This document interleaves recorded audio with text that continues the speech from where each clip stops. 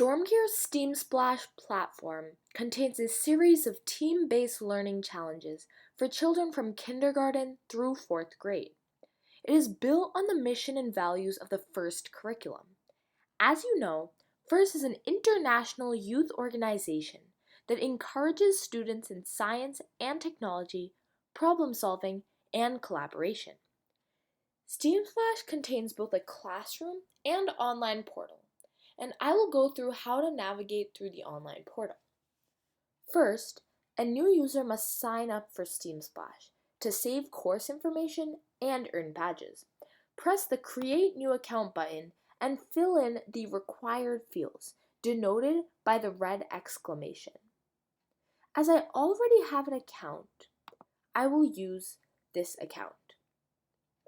Once a user account is created, users must start by logging in, where they are redirected to a home page containing the mission statement of SteamSplash and the available courses.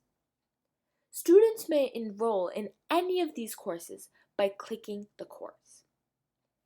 Going to the dashboard, students can see the courses they are enrolled in and the percentages of completion.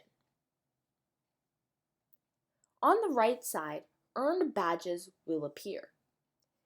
I will walk through the team building course today, whose content was provided by the FLL team Pajama Llamas.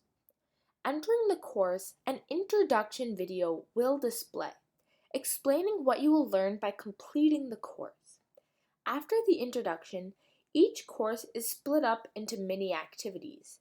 After completing the activity, students will earn mini badges. For example, Team Challenge 1 has a video that teams must watch and then try to complete the activity. Once the team has watched the video, they will get the mini badge associated with the tutorial. Comments can be added to the activity to chat with teachers or mentors about solutions or help if need be. Students can complete as many courses as they wish. SteamSplash courses catalog will grow over time and help the younger generation form excitement for STEM.